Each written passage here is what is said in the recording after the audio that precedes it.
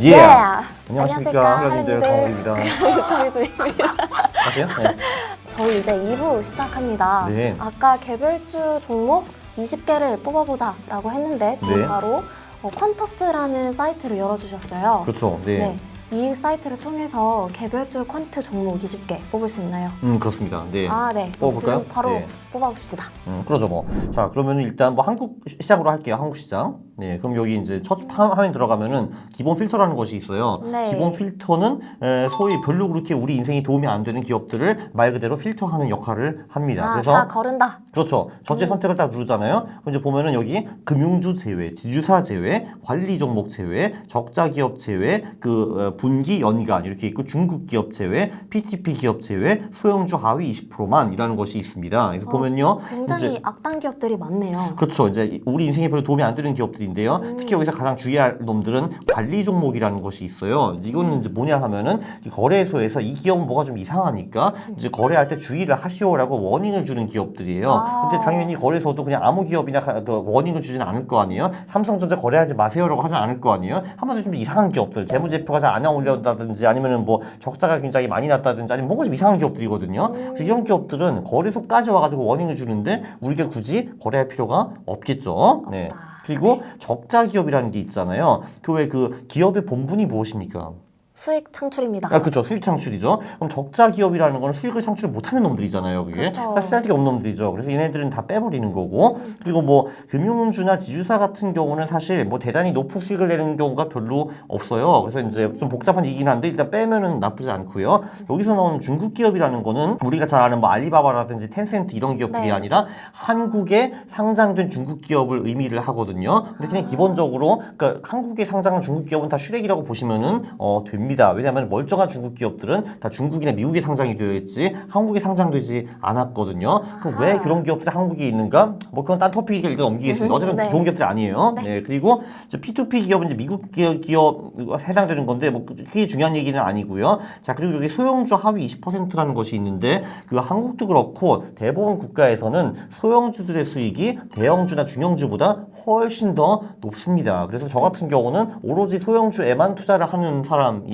그래서 아예 대형주에 실수라도 투자를 하지 못하기 위해서 이 버튼을 눌러가지고 대형주와 중형주에 투자할 수 있는 가능성을 다 제거를 합니다. 여기 보면은 하위 20%라고 나오는데 요거는 시가총액 하위 20%라고 보시면 될 것 같아요. 그러니까 한국의 기업이 한 2,000기 정도 있다라고 하면은 그 중에서 시가총액 한 밑에서 400위 정도까지만 투자를 한다라는 거죠. 그러면 제가 알기로는 시가총액이 한 600억에서 700억 원 이하라고 보시면 될 것 같아요. 저도 소형주 러버입니다. 그렇죠. 이제 그렇죠. 사실 대한민국에 규제가 되게 많거든요. 저는 왜 개인 대형주 투자 금지 규제 이런 걸 안 만드는지 모르겠어요. 그 투자해봤자 뭐해 대형주. 근데 어쨌든 근데 안타깝게도 아직도 대형주들에 현혹돼 가지고 투자하는 개인들이 많더라고요. 굉장히 안타깝습니다. 제외할 섹터, 이 제외할 섹터는 섹터? 볼 필요가 없나요? 저 같은 경우는 그냥 섹터에 이제 특히 중요성을 두지는 않는데요. 근데 뭐 이제 사람에 따라 가지고 이제 이 섹터는 정말 싫어하시는 분들도 이제 있을 거 그쵸, 아니에요. 그쵸. 뭐 예를 들면은 난 철강엔 도저히 투자를 못 하겠어 하면 뭐 누르시면 돼요. 이것도 괜찮고요. 또는 뭐 호텔 레저 이거는 굉장히 나쁜 사업이잖아. 절대 안 돼. 이렇게 하면은 여기 누르시면 됩니다. 그건 이제 취향대로 하시면 취향대로. 되는데 근데 이제 굳이 할 필요는 이제 없는 것 같고요. 여기 밑에 이제 커스텀 필터라는 게 있는데 뭐 예를 들면 여기서 이제 소형주에 투자하면 좀 불안한 게 얘네들이 망해버리면 어떠냐 이런 게 있잖아요. 근데 사실 소형주라는 것도 이게 이제 우리 상장 기업 중에서 소형주라는 것이 객관적으로는 이런 기업들이 사실 중견기업 정도는 다 돼요. 그래서 원래 잘 안 망하기는 하는데 그래도 이제 높아심에 이제 굉장히 걱정이 된다라고 하시면은 이 부채 비율 같은 걸 넣으시면 돼요. 그러니까 한마디로 기본적으로 아무리 구멍가게를 하더라도 수익이 나고 적자가 아니고 빚이 없으면 망할 수가 없어요. 어떤 기업이든. 참고로 저도 법인이 하나 있거든요. 근데 이제 저도 망할 리가 없어요. 저도 부채가 하나도 없고 순이익이 있기 때문에. 그럼 이제 조금 전에 우리가 필터를 하나 눌렀잖아요. 적자 기업 제외라고. 네. 마지막으로 뭐 예를 들면은 부채가 적은 기업에 난 투자를 하겠다라고 할 수 있는 거잖아요. 그러니까 예를 들면 부채 비율이 100이나 150% 미만이라든지 뭐 이런 식으로 해서 필터를 넣을 수가 있어요. 뭐 이걸 한번 해보죠. 완벽하게 뭐. 거르겠다는 의지네요. 그렇죠. 소형주지만 이제 적자가 아니고 흑자가 나고 그리고 부채 비율이 과다하지 않는 기업으로 이제 이렇게 할 수가 있는 거죠. 그럼 이제 우리가 소형주에 투자를 하는데 어떤 소형주에 투자를 해야 되는가 이제 그게 결국은 핵심이잖아요. 그럼 이제 뭐에 투자하고 싶으세요? 뭐 어떤 기업들에? 저는 일단 네. 저퍼 저퍼. 네. 중요합니다. 그래서 저퍼 중요한 것 같아요. 저퍼를 하나 눌러보고 또 뭐 있나요? PBR이요. PBR요. 네. 그러니까 이제 그 퍼와 PBR가 낮다라는 거는 이 기업이 그 가진 자본 또는 그쵸. 그 벌어들이는 순이익 대비 대비 그 시가총액이 좀 낮다라는 거고 네. 이제 그런 기업들을 우리는 저평가된 저평가돼 기업이라고 부르고 이제 사실 이게 이 기업이 실제로 저평가되는지 우리가 사실 알 수는 없지만 어쨌든 저평가된 것처럼 보인다라는 거는 확실한 것 같아요. 네. 네. 저자님께서도 한번 추천해 주시죠. 아, 저요? 뭐, PSR은 나쁘지 않아요. 그러니까 PSR 같은 경우는, 그러니까 그 시가총액을 매출액으로 하는 지표거든요. 그러니까 이 기업이 벌어들이는 매출액 대비 시가총액이 높은가 낮은가를 측정하는 지표거든요. 그래서 이것도 뭐, 그 저평가 지표로 나쁘지는 않습니다. 그러면 일단 저평가 지표로 3개 정도 넣네요. 네, 좋습니다. 예. 몇 개 정도 넣는 게 좀 좋나요? 그건 사실 저는 개수는 크게, 제한이 없나요? 크게 상관없다고 봐요, 저는 사실. 근데 이제 한 개보다는 2개가 좀 더 나은 것 같고, 근데 2개 이상이 넘어가면 사실 큰 차이가 없는 것 같아요. 2개든 3개든 4개든 5개든 뭐, 그거는 그래요? 제가 보기에는 별 의미가 없는 것 같아요. 네. 그럼 이 세 가지로 우선 네, 가봅시다. 그죠. 네. 그러면 이제 요런 식으로 투자를 하면은 정말 순전히 저평가된 기업에만 투자를 하게 되는 거예요. 그래서 사실 이제 그것도 굉장히 괜찮은 방법이고, 그러니까 이런 식으로 아예 저평가된 기업에만 투자를 하는 방법도 있고, 저평가된 기업 중에서도 이제 성장도 이제 어느 정도 하는 기업에 투자하는 이제 그런 방법들도 있어요. 그래서 네. 이게 이제 우리가 가치 투자를 할 것이냐, 저평가 기업에 가치 투자를 할 것이냐, 아니면은 성장성이 있는 저평가된 기업, 그러니까 성장 가치 투자를 할 것인가, 또는 아예 가치를 그냥 무시하고 성장만 잘하는 기업에 투자할 것인가, 그런 식으로 전략들이 여러 개 나눠지는 건데, 근데 지금 근데 하시는 거는 주로 이제 좀 저평가된 기업에 좀 포커스 두고 싶으신 것 같네요. 네. 그러면 네. 이래서 가치 팩터랑 성장 팩터가 나눠져 있는 거죠? 맞아요. 예. 이 가치 팩터에만 팩터를 걸 수도 있고, 네, 아니면은, 성장 그쵸. 팩터에만 팩터를 걸 수도 있고, 네, 맞아요. 가치 성장 둘 다 팩터를 걸 수도 있는 그렇죠, 거네요. 그렇죠. 네, 뭐로 해볼까요? 이익 중요하죠. 근데 이익도 여러 가지 종류가 있어요. 영업이익도 있고, 뭐 순이익도 있고, 매출 손이익도 있고 막 그래요. 매출이 중요합니다.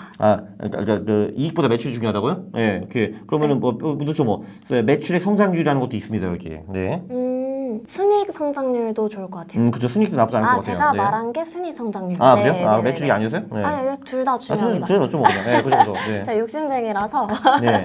그럼 뭐 여기 3개 넣었으니까 여기로 3개 정도 넣죠 뭐. 그러면. 좋습니다. 그럼 뭐 영업이익 하나 넣어보죠 그냥. 마지막은 저자님 영업이익 선택으로 넣었어요. 네. 영업이익 좋습니다. 오케이. 그러니까 한마디로 우리가 뭐 했냐면은 그러니까 이제 매출과 영업이익과 순이익이 이제 많이 증가하는 기업인데 근데 이런 기업들 중에서도 좀 퍼와 PBR가 좀 낮아가지고 그러니까 저평가도 되어 있고 지표들도 많이 성장하고 이제 한마디로 성장 가치 기업들을 찾는 작업이죠 이게. 그럼 이게 약간 퀀트 개별주 성장 가치 전략. 그렇죠. 그러니까 여기 뭐 거죠. 이제 여기 보면은 뭐 연선 그 성장 가치 전략이라고 이제 뭐 입력을 할 수가 있네요. 그럼 네. 이렇게 이름을 입력을 하고 다음 페이지 넘어가가지고 이제 우리가 이제 처음에 하는 게 이제 뭐냐 하면은 그럼 이제 이 연선 성장 가치 전략을 우리가 네. 실제로 최근 20년 동안에 투자를 했다면 얼마나 벌 수 있었는가 뭐 이런 거를 이제 계산을 하는 그쵸. 거예요. 네, 왜냐면은 그래야지 우리가 이 전략을 써먹을지 말지 결정을 할 수가 있는 거잖아요. 우리가 이 전략을 돌려봤는데 완전 꽝이 나왔어요. 이제 꽝이 나오면 솔직히 이 전략을 굳이 내가 사용할 이유가 없잖아요. 이게 왜냐면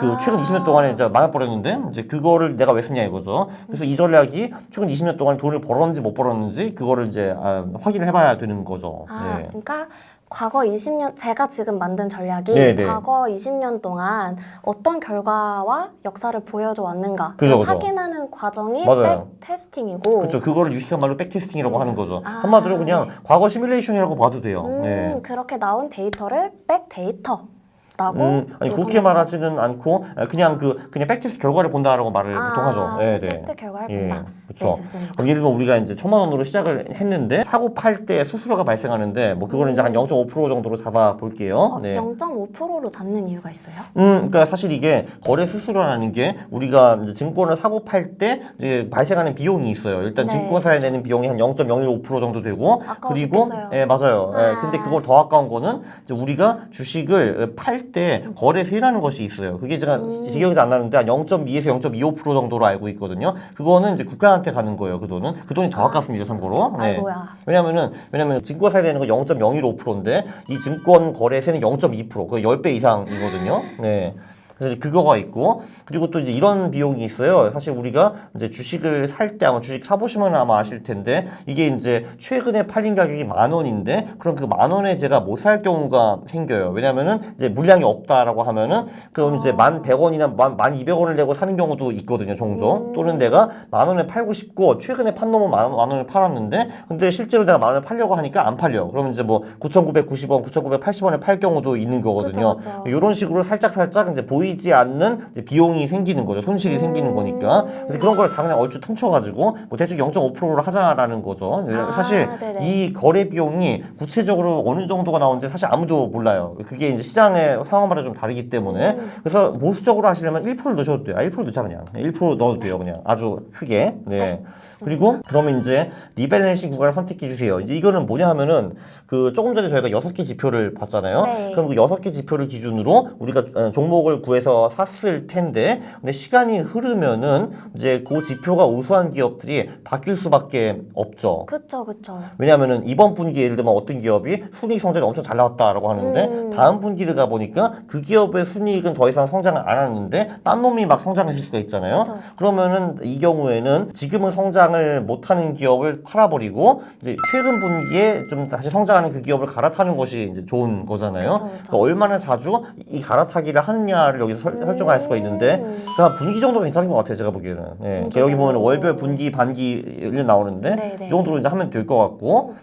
그리고 이제 종목 수. 그러면 이제 이런 그 6개 지표가 우수한 기업을 몇 개를 투자를 할 것인가. 뭐 20개 정도로 그냥 해볼게요. 20개인 이유가 있어요? 딱히 없는데, 그 사실 예를 2개, 3개 기업은 너무 분산 투자가 이제 안 되는 거잖아요. 그렇다고 해서 100개를 사는 거는 좀 이제 오버하는 것 같고, 그래서 사실 뭐 답은 없어요. 뭐 여기서 10개도 좋고, 20개도 좋고, 30개도 좋기는 하는데, 저는 그냥 대충 그냥 20개로 보통 많이 하는 편이에요. 편안하게. 네. 그쵸. 근데 뭐 10개나 15개, 30개로 나쁘지 않은 것 같아요. 뭐 50개는 어떻게 생각하세요? 50개까지도 뭐 나쁘지 않은데, 근데 그거를 사는 게 좀 번거롭죠. 귀찮으니까. 그쵸. 번거롭죠. 20개가 딱 괜찮은 것 같습니다. 그쵸. 그 정도는 할만한 것 같아요. 그럼 이제 중간에 이제 이런 기업들을 뭐 손절하네, 익절하네 이런 것도 넣을 수가 있는데, 일단 복잡하니까 빼버릴게요, 이게. 예. 네네. 그래서 이제 2003년부터 23년, 20년 동안 이 전략을 썼으면은 얼마나 벌 수 있었는가, 이런 거를 이제 이 백테스트 버튼을 누르면은 얘가 이제 계산을 해줍니다. 네, 대기 중에 질문 하나 드릴게요. 네. 부장님의 손절, 익절 기준은 어떻게 되시나요? 요 개별주 퀀트 할 때는 요즘은 이제 안 하는 편이에요. 왜냐면은 자산 배분을 이미 하기 때문에 이제 이 퀀트 전략이 손실을 난다 하더라도 보통 그게 뭐 채권이나 금이 만회를 해주거든요. 그래서 이제 딱히 지금은 안 하고 있습니다. 네. 네, 여러분 참고하세요. 네. 오, 보면은 나왔네요. 어떻게 나오냐? 그 연봉률 수익 44.76% 나쁘지 않네요. 근데 이게 사실 이거에 대한 개념이 없으신 분들이 되게 많아요. 이제 이건 한마디로 이제 100원이 그 다음에 145원이 되고 그 145원이 또 45%가 붙는 거니까 한 2년에 자본이 2배가 된다라고 보시면 돼요. 그쵸, 그러니까 그쵸. 2년에 더블이니까 그럼 이제 이렇게 계산이 돼요. 2년에 더블이면은 4년에 4배, 6년에 8배, 8년에 16배, 10년에 32배 이렇게 이제 보시면 돼요. 그렇기 때문에 20년 할 경우에 그러니까 자본이 그러니까 16만 6천%, 그러니까 1660배가 되는 거죠. 왜냐면 2년 만에 더블 되는 거니까요. 그러니까 더블을 10번 한 거잖아요, 이게. 그쵸. 20년이니까. 그쵸. 그래서 이런 수익이 난다라는 건데, 그러면은 당장 이 전략에 투자를 하고 싶을 거예요. 근데 이제 여기서 이제 문제가 이제 뭐냐 하면은 여기 살짝 보면은 MDD가 54% 나온다라는 것이 있습니다. 한마디로 우와. 가장 많이 터진 구간에 54% 얻어 터진다라는 거예요. 네. 그리고 이거는 CAGR보다 더 높게 나왔네요. 그렇죠. 그래서 이 밑에 보면은 이거를 많이 간과하시더라고요. 분명 여기 워스트 10 드로우다운이라는 게 있어요. 한마디로 20년 동안에 안 먹힌 구간이 애 어느 정도 터지는가가 나오는 건데, 이게 보면은 이제 2008년 6월부터 2009년 4월 요 구간에 54%가 터진 다음에 이 손실을 다시 만회하는데 총 304일이 걸렸다라는 얘기가 나오는 거죠. 304일이나요? 거의 1년이죠, 1년. 그죠? 인고의 시간이 이렇게 깁니다. 그쵸. 근데 이게 끝이 아니에요. 보시면은 이거 이제 18년 5월부터 20년 8월, 그 코로나 연저리까지 여기도 48.6% 터졌다가 이거 만회하는데 자그만치 819일이 걸렸다라는 거죠. 그럼 이게 몇 년이야? 한 2년 좀 넘는 거죠. 그냥? 예. 그러니까요. 그러니까 한마디로 이 퀀트 투자라는 게 그냥 가만히 앉아있으면 연봉이 45% 버는 게 아니라 이 얻어 터지는 구간을 다 버티고 나야지만 연봉이 45%가 나온다라는 거고요. 그리고 보시다시피 20% 이상 손실이 나타나는 구간이 7번 정도 있네요. 그죠? 20년 동안에. 3년에 한 번은 20% 이상 얻어 터져가지고 슬퍼해야 된다라는 거예요. 그리고 이제 여기 보면은 여기 그 각각 연별로 이렇게 수익이 나오는데 요 벤치마크가 코스피 지수이고 스트라테지가 지금 조금 전에 만드신 그 연선 그 성장 가치 전략인데 보시다시피 안 먹히는 2008년 같은 경우는 마이너스 27% 난 적도 있고 그 작년에도 마이너스 7% 손실이 났네요. 그죠? 네. 그 물론 다행히도 그 말고 대부분 다른 해에는 큰 수익이 난 거를 볼 수가 있었습니다. 플러스 비중이 많네요. 맞아요. 그래서 전반적으로 이 전략이 좋기는 했는데 근데 그래도 이 벤치마크 코스피 지수보다 수익이 안 난 구간도 분명히 존재한다. 그래서 이때도 되게 빡치죠. 왜냐면 수익이 난다 하더라도 이 그러니까 벤치마크는 코스피 지수 대비로 보면 되는 거죠? 맞아요. 지금 2017년 같은 경우에 지수가 22% 수익이 났는데 우리 전략은 8% 손실이 났네요. 이럴 때가 제일 빡치죠. 당연히. 네. 그리고 올해 같은 경우도 코스피가 지금 12% 올라줬는데 나는 6%밖에 못 벌었어요. 그럼 이제 빡치잖아요. 근데 그래서 이렇게 빡치는 구간들이 이게 자주 나와요. 그래서 이제 이때 이거를 다 버텨 꾸역꾸역 해야지만 연봉이 45%를 벌 수가 있는데 저는 이런 식으로 20년 동안 이 전략을 버틸 수 있는 사람은 세상에 존재하지 않는다라고 저는 생각을 해요. 왜냐면은 이 구간에 다 망해버리거든요. 그러니까 다 떠나거든요. 그래서 이 전략에 내 자산 100%를 투자를 하는 거는 너무 충격이 크다. 네, 그렇기 때문에 자산 배분을 하고 이 주식 비중만 투자를 하는 것이 어떻게 하냐라는 게 제가 보통 권하는 방법이죠. 네. 보통 저희 11사 천국이란 용어가 있어요. 예. 11월부터 4월까지는 수익률이 대체적으로 좋다. 그거는 뭐 한국뿐만 아니라 모든 나라 다 포함해서 글로벌적으로 그렇다라고 말씀해 주시는데 혹시 아예 이 백테스팅을 할 때 그 11월부터 4월까지의 기간으로만 설정해서도 백테스팅을 해볼 수 있나요? 그게 지금은 불가능한데 퀀트에서 그 기능을 조만간 업그레이드 할 생각이에요. 근데 지금도 이제 어느 정도 할 수가 있는 게 여기 이제 엑셀 한번 열어보면요. 그러니까 요게 지금 2003년부터 월별 데이터가 쫙 나오잖아요. 여기. 그죠? 이거를 한번 쭉 이제 드래그를 해가지고 요거를 해서 이런 데 갖다 붙이고 그리고 이제 여기 0들을 지워버릴게요. 요거는 아직 데이터가 없다는 거니까. 이제 올해도 당연히 여기 데이터가 없겠죠. 요거를 보면은 여기서 그냥 아주 심플하게 월별 평균을 한번 내볼 수가 있어요. 이렇게 월별 평균, 에버리지 하고 이렇게 쭉 그어버려요. 이렇게 그어버리고 이렇게 하고 그다음에 이제 요거를 이렇게 쭉 이제 드래그를 해버리잖아요. 자, 그러면은 이거를 뭐 한번 그래프로 이제 쫙 보인다고 하면은 보시면은 이제 5월부터 10월까지도 수익이 좀 나기는 나는데 그 나머지 11월부터 4월까지보다 현저히 줄어들었다는 걸 볼 수가 있어요. 그죠? 11월부터 4월까지 높아요. 그렇죠. 보시면은 예를 들면 이제 이게 물론 이게 20년 평균이기는 해요. 그러니까 6월이 가장 안 좋잖아요. 이게 근데 물론 이 6월만 보면은 수익이 나는 달도 분명히 있을 거예요. 여기 보면은. 예를 들면은 뭐 21년에 수익이 났네요. 그죠? 이제 19년에 수익이 나긴 했는데 근데 평균적으로는 6월이 되게 안 좋다라는 거죠. 그래서 보면은 이제 5월, 7월, 8월, 9월이 수익이 나기는 나고 10월도 살짝 나기는 하는데 근데 이 수익의 그 폭이 11월, 4월보다 월등히 이제 줄어들었다라는 걸 볼 수가 있죠. 그죠? 그러면 이 전략을 이 데이터를 보고 이 그래프를 보고 그럼 나는 이 전략을 11월부터 4월까지 투자하는 게 좀 유리하겠다라는 결론을 얻을 수도 있는 거네요. 사실 엄밀하게 보면은 1년에 하는 게 좀 더 좋긴 좋아요. 왜냐하면 5월부터 10월까지 수익이 줄어들긴 했는데 분명히 수익이 나기는 나거든요. 그러니까 11월, 4월부터 수익이 적기는 하지만 나기는 나기 때문에 1년 내내 투자하는 방법도 있는데 근데 뭐 이거 보면서 스트레스 받는 것보다는 안 할래 하면은 그냥 10월 말에 들어가가지고 4월 말에 팔고 나오고 6개월 동안 쉬는 것도 생각을 충분히 해볼 수 있죠. 그렇죠. 아니면은 요 연선 전략의 비중을 이제 11월, 4월에 좀 많이 높이고 5월, 10월에 줄인다든지 이런 것도 하나의 방법이 될 수 있고요. 이렇게 퀀트 전략, 나만의 კვან트 전략을 이제 만들어서 종목을 뽑아서 투자를 할 수 있는 거군요. 그죠. 지금은 저희가 20년 제가 만든 전략에 20년 과거 역사 이제 기록을 본 건데 백테스트 결과를 본 거죠. 그러면 만약에 이제 진짜 투자를 해야겠다 종목을 얻어야 되잖아요. 그렇죠. 그러니까 결국은 이 연선 성장 가치 전략을 보고 이 전략 뭐 괜찮은 것 같다. 나 이거 할래라고 할 수 있는 거잖아요. 제가 보기에도 뭐 전략이 나쁘진 않은 것 같아요. 뭐 괜찮은 전략인 것 같은데. 그렇죠. 그러면은 이제 종목을 뽑아내야죠. 포트 포트폴리오 추출이라는 데 가가지고 그럼 제가 이미 전략을 한번 돌렸기 때문에 여기 이미 다 입력이 되어 있어요. 이 전략에 맞게. 편리하네요. 맞아요. 그래서 다음 넘어가고 또 그냥 다음 누르고 그리고 그러면 이제 포트 추출 라고 해가지고 예, 여기 이제 두 개가 있어요. 포트 추출은 지금 당장 어떤 기업에 투자할 것인가를 알려주고 그리고 이제 과거 거래 내역 보기라면은 최근 20년 동안에 이렇게 히스토리를 다 알려줘요. 어떤 기업에 20년 동안 투자를 했는지. 예. 이제 당장 알아야 될 거는 포트 추출이기 때문에 여기 가서 저 같은 경우 30개 기업을 뽑아놔요. 왜냐면은 20개 기업을 뽑아놓으면은 그 20개를 이런저런 이유로 못 살 수가 있어요. 예를 들면 거래량이 너무 적다든지 뭐 이런 경우가 있고 또는 이제 한 산업에 너무 치우쳐 있다든지 뽑으면 알겠지만 이게 특정 산업에 많은 기업이 나오는 경우가 있거든요. 그러면 예를 들면 뭐 자동차 기업을 15개 사는 건 좀 그렇잖아요. 20개 중에서. 그거를 피하기 위해서 저는 기업 투를 좀 미리 좀 많이 좀 뽑아놓고 이제 그 내에서 이제 투자를 하는 식으로 하는데 요 포트폴리오 추출은 되게 빨리 돼요. 이미 나왔고 그리고 이거 지금 사라는 건 아니고요. 그 이제 원일 특강, 뭐 DSR, 뭐 제강, 뭐 한국 정밀기계 등등 이렇게 이제 나오는 거죠, 그죠? 그럼 보면은 이게 지금 한쪽 산업에 치우친 것 같지는 않네요, 그죠? 괜찮아 보이네요, 그죠? 네네네. 예. 철강 보통 철강들이 많이 나오는데 뭐 그게 싹 딱 엄청 많지는 않네요. 2개 정도니까.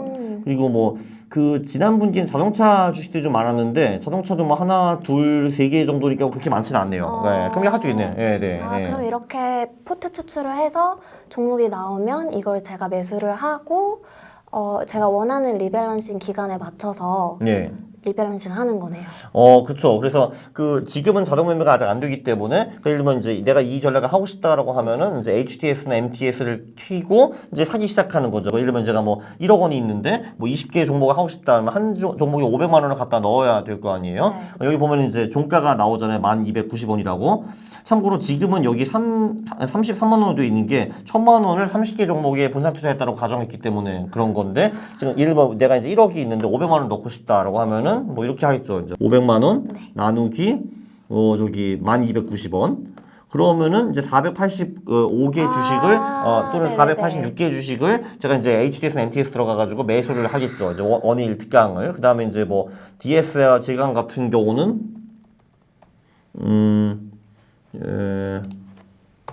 뭐 1000개 주식을 이제 사게 되는 거겠죠. 이런 식으로 이제 드래그를 하게 되면은 그 각 종목을 몇 개 사야 되는지 뭐 나오겠네요. 그죠? 이제 그러면 이제 그럼 여기 뭐 한국 정밀기계는 1100개 사고 뭐 원익은 1400 이런 식으로 하는 거죠. 그럼 이제 다 사요. 그럼 하면은 아이고 읽기 닿다 하면서 한 분기 동안 아무것도 안 하고 3개월 후에 또 똑같이 종목을 뽑아내 가지고 저렇게 사면 돼요.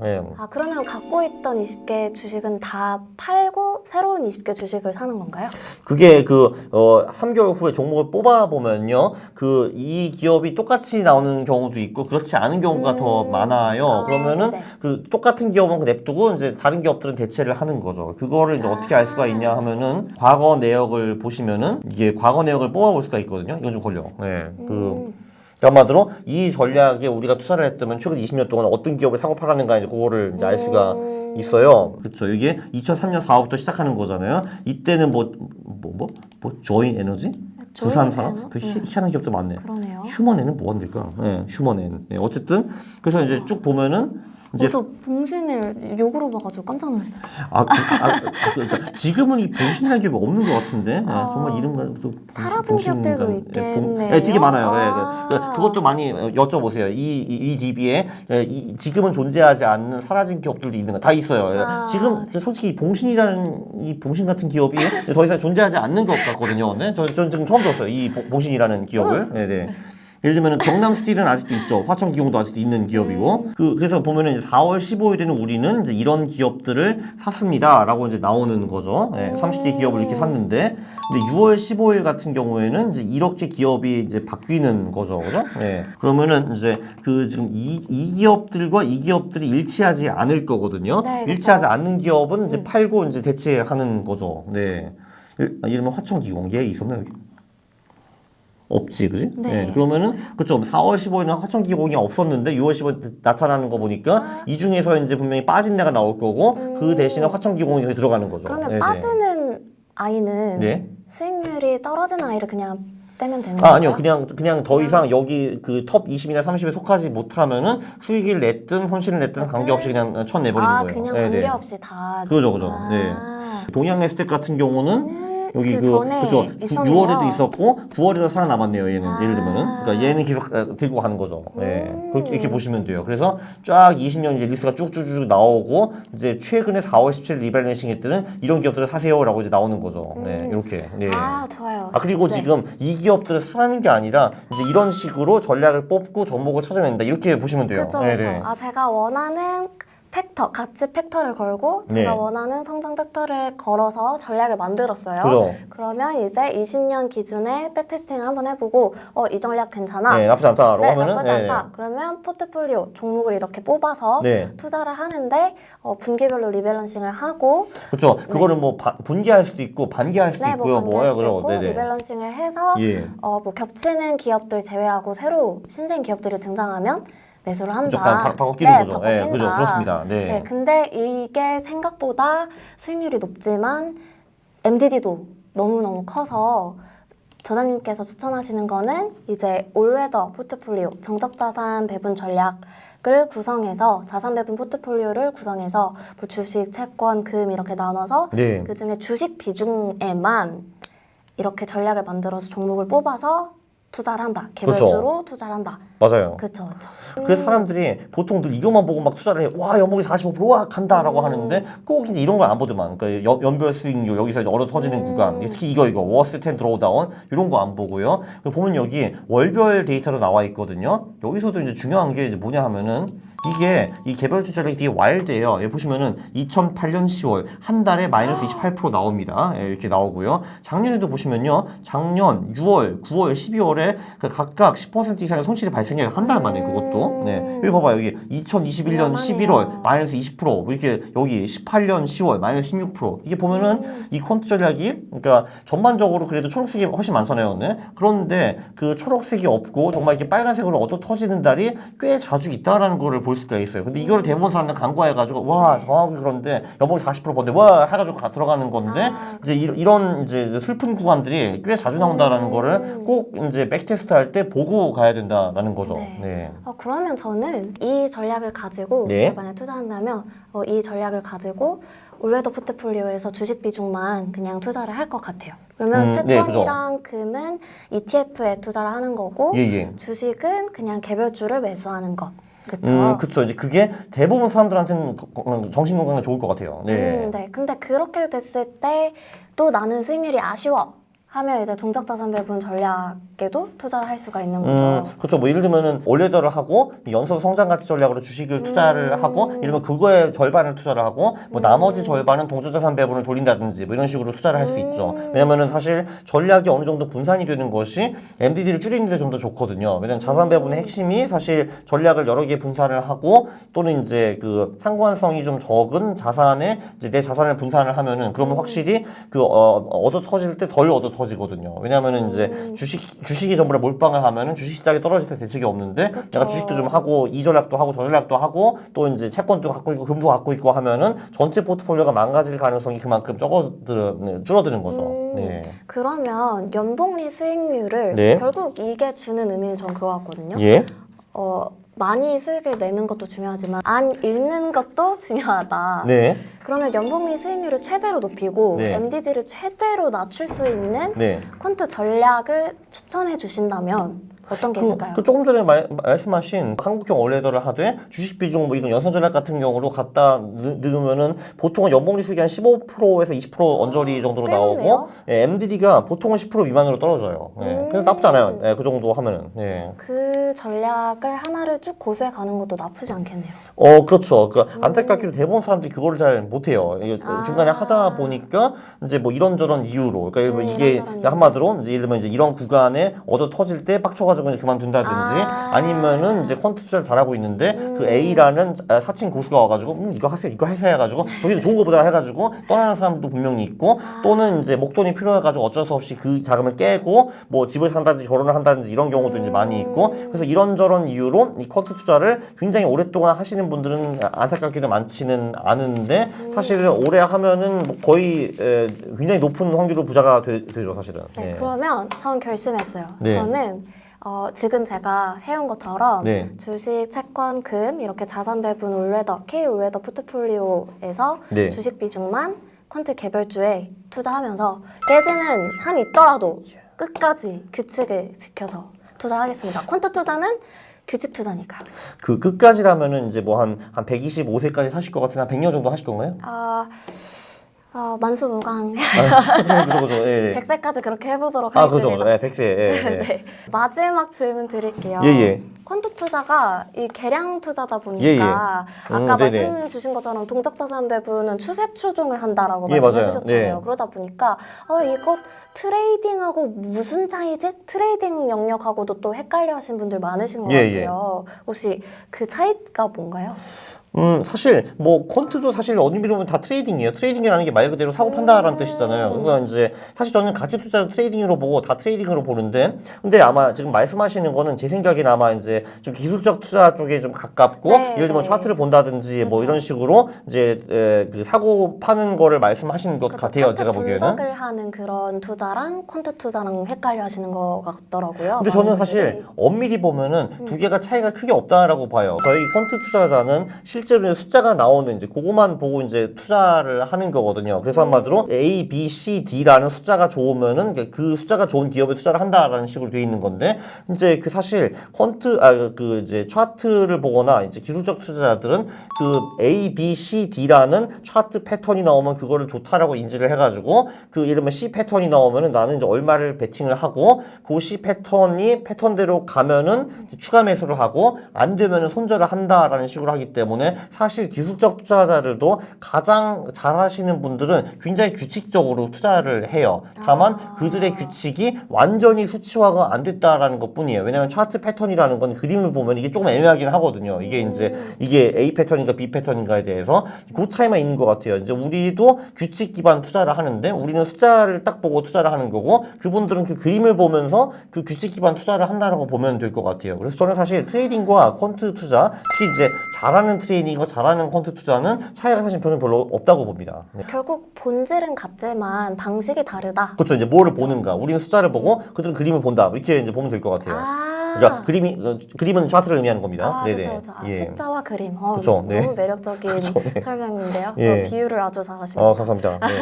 네. 네. 여러분 오늘 퀀트 투자의 개념과 퀀트 투자의 종류 그리고 최강 퀀트 투자 전략 그리고 어떻게 하면 개별주 종목을 뽑아낼 수 있는지 백테스팅지는 어떻게 해석을 할 수 있는지 여러 분야로 한번 살펴봤는데요. 오늘 정말 너무너무 유익한 시간이었던 것 같습니다. 감사합니다. 네. 앞으로도 퀀트 투자의 대중화를 위해서 저 PD도 열심히 노력을 하고 저자님도 열심히 함께 해주시면 좋을 것 같습니다. 네, 질문을 굉장히 잘해주셔가지고 답변할 때도 굉장히 좋았고 아마 이제 구독자분들이 궁금한 내용이 굉장히 많이 나왔을 거라고 저는 생각을 해요. 그래서 이제 이 영상 조회수가 이제 빵빵 터지고 그러면 이제 아마 좀 자주 등장을 해주셔야 될 것 같습니다. 네. 감사합니다. 대문 영상에 한번 걸어둘까 봐요. 그렇죠. 네, 대문 영상 일단 무조건 걸어놓고. 그렇죠. 네, 그러면 여기서 인사드리겠습니다. 하나 둘 셋 하면 예 할까요? 예, 그죠. 하나 둘 셋. 예. 잘 보세요. 폴짝폴짝. 얘는 살았고요. 네. 폴짝폴짝. 얘는 죽었어요. 말의 차이가 있는 건가요? 자, 잘 보세요. 폴짝폴짝. 얘는 살았어요. 어떻게 알아요? 잘 보세요. 라고 말씀하시면 한 거 아니에요? 그거를 벌써 맞추셨어요? 와, 대박. 야, 이거 제가 미국 가가지고 10명이서 같이 하는데 이거를 깨닫는데 2시간 이상 걸리신 분도 계세요.